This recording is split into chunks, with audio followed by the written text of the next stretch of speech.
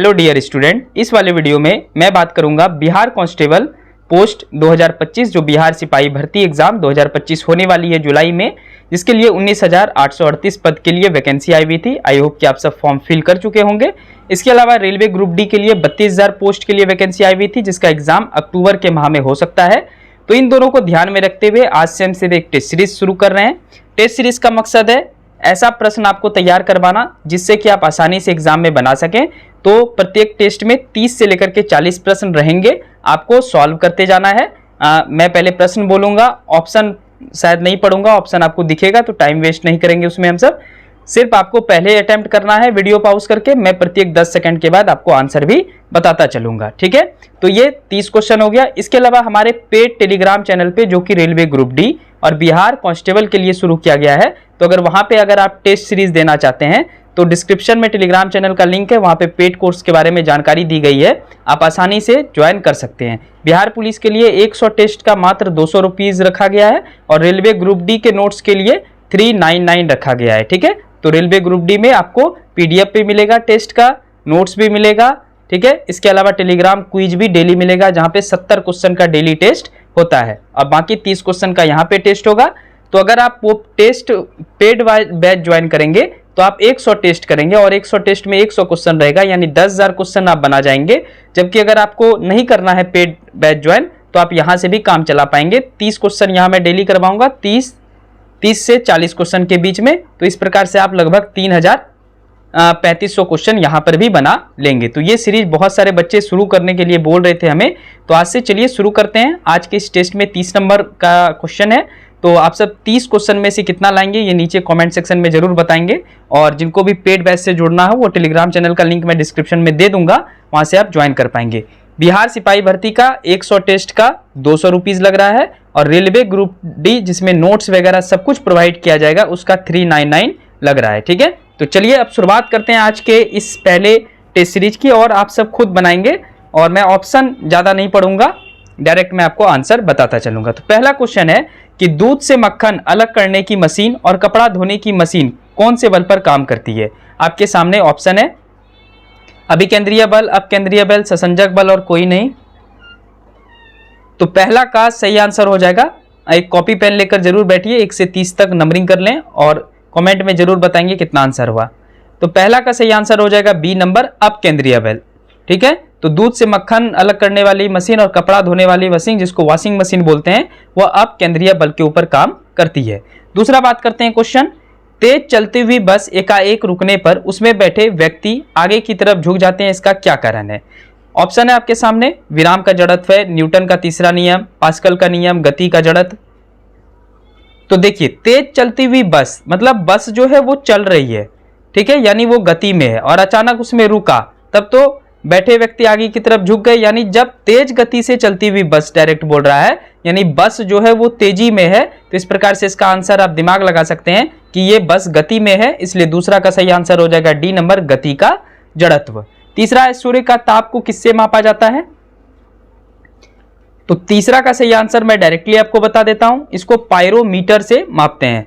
तो बहुत ज्यादा जिसमें टेम्परेचर रहता है लगभग 1000 से 2000 डिग्री सेल्सियस, तो उसको हम सब पायरोमीटर से मापते हैं। इसको आप सब ध्यान में रखेंगे। तो पहला का आंसर आपको पता चल गया बी, दूसरा का आंसर डी और तीसरा का आंसर बी। इस 30 क्वेश्चन का भी पीडीएफ आपको पेड बैच में मिल जाएगा, ठीक है। चलिए क्वेश्चन नंबर 4, कार बैटरी में प्रयुक्त अपघटन तनु किस अम्ल का बना होता है। आपके सामने ABCD 4 ऑप्शन दिखेंगे। तो 4 का सही आंसर हो जाएगा ए नंबर, सल्फ्यूरिक अम्ल, ठीक है। पांचवा है बिजली का चूल्हा का तार किसका बना होता है। फिर आपके सामने ऑप्शन है क्रोमियम, कार्बन, निकेल और नाइक्रोम। पहले खुद से चूज करेंगे। तो 5 का सही आंसर हो जाएगा ऑप्शन नंबर डी, नाइक्रोम, ठीक है। 6 है स्पष्ट दृष्टि की न्यूनतम दूरी कितनी होती है। तो ये क्लास 10th के NCERT का क्वेश्चन है। तो 6 का सही आंसर हो जाएगा बी नंबर, 25 सेंटीमीटर, ठीक है। 7 है जरा दूरदर्शिता, इस दोष को दूर करने के लिए कौन से लेंस का उपयोग किया जाता है। आपके सामने ऑप्शन होंगे बाइफोकल, उत्तल लेंस, अवतल लेंस या डी कोई नहीं। तो 7 का सही आंसर हो जाएगा ए नंबर, बाइफोकल, ठीक है। बाइफोकल लेंस की आवश्यकता होती है। क्वेश्चन नंबर 8, ये सब बहुत ही इंपॉर्टेंट क्वेश्चन है, इसको जरूर नोट डाउन कर लीजिएगा। रोगियों की नाक, कान, गले आदि की जांच के लिए डॉक्टर कौन से दर्पण का उपयोग करता है? तो ये भी क्लास 10th का क्वेश्चन है, बहुत ही इंपॉर्टेंट क्वेश्चन है। तो 8 का सही आंसर हो जाएगा दूसरा नंबर अवतल दर्पण, क्योंकि अवतल दर्पण में बड़ा प्रतिबिंब बनता है, इसलिए नाक, कान, गले का इलाज करने वाले चिकित्सक जो रहते हैं, डॉक्टर जो रहते हैं, वो इस वाले दर्पण का उपयोग करते हैं ताकि उनको पिक्चर जो है वो साफ साफ दिख सके। ठीक है, इसके अलावा अवतल दर्पण का उपयोग गाड़ी के हेडलाइट में भी होता है, ये भी आप याद रखेंगे। सौर भट्टी के रूप में भी होता है, सौर ऊर्जा को अवशोषित करने के लिए अवतल दर्पण का यूज होता है। 9 है, जल का अधिकतम घनत्व कितना होता है? तो ये आपके सामने 4 ऑप्शन है। तो 9 का सही आंसर हो जाएगा पहला नंबर 4 डिग्री सेल्सियस। ठीक है।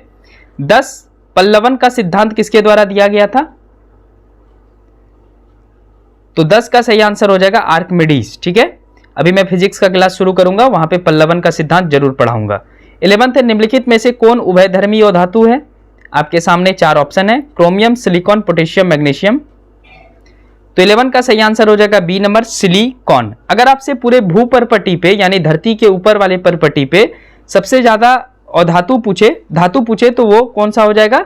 वो ऑक्सीजन हो जाएगा, और उसके बाद सिलिकॉन ही है। सिलिकॉन टोटल 26% भूपर्पटी पर पाया जाता है, इसको भी याद रखिएगा।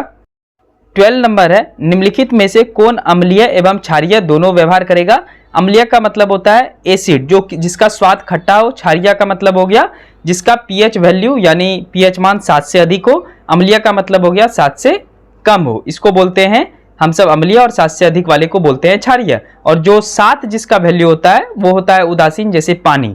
तो इसमें से आपसे पूछ रहा है कि निम्नलिखित में से कौन अम्लीय भी है और क्षारीय भी है? तो इसका सही आंसर हो जाएगा आपका 12 का आपका तीसरा नंबर यानी सी नंबर Al2O3। ठीक है। 13 बहुत ही दुर्घटना हुआ था और ये इससे बार बार प्रश्न पूछा जाता है। भोपाल गैस त्रासदी के लिए कौन गैस जिम्मेदार है? आपके सामने 4 ऑप्शन है, hydrogen peroxide, methane, carbon monoxide या डी नंबर मिथाइल आइसोसाइनेट। तो 13 का सही आंसर हो जाएगा ऑप्शन नंबर 4 मिथाइल आइसोसाइनेट। बहुत ही ये इंपॉर्टेंट क्वेश्चन बनता है। 14 कृत्रिम वर्षा के लिए किसका प्रयोग किया जाता है? तो आर्टिफिशियल वर्षा करवाने के लिए यूएई द्वारा इस बार क्या किया गया था ना, यही वाला केमिकल का बहुत ज़्यादा यूज कर लिया गया, जिसकी वजह से सोचिए कि यूएई में बाढ़ आ गया जो कि कभी नहीं आता था। ठीक है, क्योंकि आर्टिफिशियल वर्षा करा रहा था, और आर्टिफिशियल वर्षा कराने में जो जिम्मेदार है उस वाले गैस का क्या नाम है, केमिकल का क्या नाम है? तो 14 का सही आंसर हो जाएगा पहला नंबर सिल्वर आयोडाइड। 15 है, फलों को ताज़ा बनाए रखने के लिए किस अम्ल का प्रयोग होता है?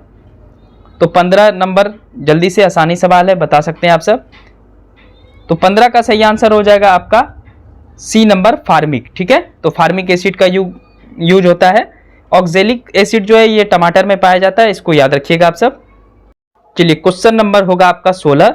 प्रत्येक क्रिया की एक विपरीत प्रतिक्रिया होती है, यह न्यूटन के कौन से लॉ की परिभाषा है? तो न्यूटन द्वारा 3 गति का नियम दिया गया था, उनमें से ये आपको बताना है कि प्रत्येक क्रिया की एक विपरीत प्रतिक्रिया होती है। जैसे कि गोली जब भी आप छोड़ेंगे तो आपका हाथ पीछे की ओर जाएगा और गोली तेजी से बाहर निकलेगा, तो ये कौन से क्रिया में होता है ये आपको बताना है। तो 16 का सही आंसर हो जाएगा सी नंबर न्यूटन की गति का तीसरा नियम। 17 बोल रहा है कि कार्बनिककरण की मात्रा के अनुसार निम्नलिखित में कौन सा कोयला सबसे अच्छा कोयला माना जाता है? तो सिंपल सा कोयले का नियम याद रखेंगे आप सब। जिस कोयले में कार्बन का प्रतिशत बहुत ज़्यादा अधिक है, जैसे कि इसका सही आंसर हो जाएगा डी नंबर एंथ्रासाइड, वो सबसे बेस्ट कोयला है। ठीक है, इसको याद रखिएगा। सबसे जो निम्न क्वालिटी का कोयला है, खराब क्वालिटी का कोयला है, वो पीट है, जिसमें मात्र 20% कार्बन होता है। बिटुमिनस हो गया आपका सेकेंड फर्स्ट अच्छा कोयला, मतलब मैं वापस से समझा देता हूँ। पीट सबसे कमजोर खराब कोयला हो गया 20%, फिर लिग्नाइट हो जाता है, लगभग इसमें 30 से लेके 45% पाया जाता है। बिटुमिनस में लगभग आपका 60 से 80% के बीच कार्बन रहता है, जबकि एंथ्रासाइट में 80 से 95% के बीच कार्बन रहता है। इस कारण से 17 का सही आंसर हो जाएगा डी, एंथ्रासाइट सबसे बेस्ट कोयला है और पीट जो है सबसे खराब कोयला है। ठीक है, और जिस कोयले में कार्बन ज़्यादा होगा उस कोयले का क्वालिटी ज़्यादा अच्छा होगा। 18 है, सोने के आभूषण बनाने में किसे मिलाया जाता है? तो सोना के बारे में बताइए। एयू गोल्ड जिसको आप बोलते हैं, तो 18 का जो सही आंसर हो जाएगा वो हो जाएगा तीसरा तांबा। तो जो शुद्ध सोना होता है वो 24 कैरेट का होता है। तो याद रखिएगा कि सोना में जब तक आप कुछ मिलाएंगे नहीं तब तक वो ठोस नहीं बनेगा, ठीक है। तो सोना में क्या मिलाया जाता है, या तो तांबा मिलाया जाता है या तो चांदी मिलाया जाता है। तो जो आप सुनते हैं कि शुद्ध सोना 24 कैरेट का होता है, उसमें 22 कैरेट जो है वो सोना होता है, 1 कैरेट चांदी होता है और 1 कैरेट तांबा होता है। तो सोने के आभूषण को बनाने में किसे मिलाया जाता है, तांबा को मिलाया जाता है। जो मैं बात बोल रहा हूं उसको आप लिखते भी जाएंगे। चलिए नेक्स्ट क्वेश्चन 19, मिट्टी की क्षारीयता को दूर करने के लिए उसमें किसका प्रयोग किया जाता है, ठीक है। यानी मिट्टी का जो पीएच वैल्यू है वो 7 से जब ऊपर हो जाता है तो वो क्षारीय मिट्टी हो जाता है। तो उसको जो है नॉर्मल करने के लिए क्या मिलाया जाता है। तो 19 का सही आंसर हो जाएगा पहला नंबर जिप्सम। 20 है, किसी गैस का आयतन शून्य हो जाता है कब, कौन से डिग्री पे किसी गैस का आयतन जो है वॉल्यूम जो है वो 0 हो जाता है। तो 20 का सही आंसर हो जाएगा ए नंबर -273 डिग्री सेल्सियस। 21 नंबर बात करते हैं, फेफड़ा किसी बाह्य आवरण से घिरा हुआ है उसे क्या कहते हैं। ये सारे बहुत ही महत्वपूर्ण क्वेश्चन है, बार बार आपके Bihar police railway group D के एग्जाम में देखे गए हैं और वहीं से ये सब प्रश्न लिया गया है। तो इसलिए ध्यानपूर्वक इसको बनाएं और देखिए आपका कितना बनता है। तो 21 का सही आंसर हो जाएगा आपका बी नंबर प्लूरा, ठीक है। 21 का आंसर बी नंबर प्लूरा। ये जो फेफड़ा होता है हम सबका वो प्लूरा से घिरा होता है। 22 वन ऑफ द बेस्ट और मोस्ट इंपॉर्टेंट क्वेश्चन है, किडनी की क्रियात्मक इकाई को क्या कहा जाता है। तो इसका सही आंसर हो जाएगा 22 का A number nephron. Nephron is the right answer. Question number 23, निम्नलिखित में कौन कीट भक्षी पादप के उदाहरण नहीं है। आपके सामने ऑप्शन है, यानी इनमें से 3 उदाहरण है और 1 उदाहरण नहीं है। तो वैसा पौधा का नाम बताइए जो कि शिकार नहीं करता है, कीट मकोड़े को नहीं खाता है और ये हम सबके गार्डन वगैरह में आसानी से मिल जाता है। तो ये बहुत ही आसान प्रश्न है। 23 का सही आंसर हो जाएगा डी नंबर डहेलिया। बहुत ही खूबसूरत फूल आता है, ये कोई भी कीड़ा मकोड़ा नहीं खाता है। जबकि ये 3 जो है कीट भक्षी पादप के उदाहरण है, नेफेंथिस, डायनुया और ड्रोसेरा। तो इस तीनों को याद रखिएगा। कभी ऐसा भी प्रश्न आ सकता है कि बताइए निम्नलिखित में कौन कीट भक्षी पौधा है, तो आपको ये याद रहना चाहिए। 24 है, उत्तकों के अध्ययन को क्या कहा जाता है। तो चारों ऑप्शन आपको दिख रहे होंगे। तो 24 का सही आंसर हो जाएगा आपका डी नंबर हिस्टोलॉजी। 25 है, निम्नलिखित में कौन रक्त का थक्का जमाता है। तो आपके सामने ऑप्शन दिख रहे होंगे। तो 25 का आंसर हो जाएगा ऑप्शन नंबर 4, 1 और 2 दोनों। अगर विटामिन में पूछेगा तो विटामिन के आप आंसर टिक करेंगे और अगर प्रोटीन में पूछेगा तो थ्रोम्बोप्लास्टिन प्रोटीन जो है ये रक्त का थक्का बनाने में भूमिका निभाता है। तो थ्रोम्बोप्लास्टिन प्रोटीन हो गया और विटामिन के हो गया। इस हिसाब से डी नंबर आंसर हो जाएगा 1 और 2 दोनों। निम्नलिखित में कौन सा औसत है, आपको बताना है ये 4 ऑप्शन में से कौन सा एक गलत है। मांसपेशी को मिलाएंगे अस्थि के साथ तो उसको कंडरा बोलते हैं, अस्थि को अस्थि के साथ मिलाएंगे तो उसको लिगामेंट बोलते हैं। मांसपेशी का अध्ययन कहलाता है माइकोलॉजी, हड्डियों का अध्ययन कहलाता है पीसी कल्चर। तो जल्दी से बताएंगे। तो 26 का जो आंसर हो जाएगा वो हो जाएगा डी नंबर, हड्डियों का अध्ययन पीसी कल्चर नहीं कहलाता है। पीसी कल्चर होता है मत्स्य पालन, ठीक है, इसको याद रखिएगा। हड्डियों का अध्ययन जो है पीसी कल्चर नहीं हो गया, पीसी कल्चर जो होता है वो मछली पालन को हम सब बोलते हैं। तो 26 का आंसर हो जाएगा डी नंबर। चलिए नेक्स्ट 4 क्वेश्चन और देखते हैं हम सब। सेशन अच्छी लग रही हो तो सब्सक्राइब कर देंगे इस चैनल को। इसके अलावा आप सब जो भी पेड बैच नहीं ले पाएंगे वो इस 30 का 30 क्वेश्चन को एक कॉपी में जरूर नोट डाउन कर लेंगे, ठीक है, तो ताकि आपको रिवीजन करने में आसानी हो। 27 है, विषाणु शब्द किनके द्वारा दिया गया। ये जो वायरस शब्द है किसके द्वारा दिया गया ये आपसे पूछ रहा है। तो 27 का सही आंसर हो जाएगा दूसरा नंबर बेजरिंक, ठीक है। 28 कोविड-19 कोरोना वायरस सब जानते हैं। तो कोविड-19 का जो वैक्सीन बना था वो किस वैक्सीन का उदाहरण है। क्रियाशील वैक्सीन है, mRNA वैक्सीन है, जीवित तंतु वैक्सीन है या इनमें से कोई नहीं। तो 28 का हो जाएगा answer B number mRNA। M का मतलब मैसेंजर होता है, ठीक है, तो मैसेंजर RNA वैक्सीन था कोविड-19 का वैक्सीन। 29 तो आप ऐसे ही तब बना लेंगे, मैं पहले ही आंसर बोल दिया। mRNA वैक्सीन में M का मतलब क्या होता है तो अभी जस्ट मैं आपको बताया कि 29 का सही आंसर हो जाएगा आपका पहला नंबर मैसेंजर, ठीक है। चलिए 30वें प्रश्न की ओर बढ़ते हैं आखिरी क्वेश्चन की ओर जो कि क्वेश्चन नंबर 30 है। निम्नलिखित वायरस यानी विषाणु जनित रोग में कौन सा एक दूसरे से मेल नहीं खाते हैं।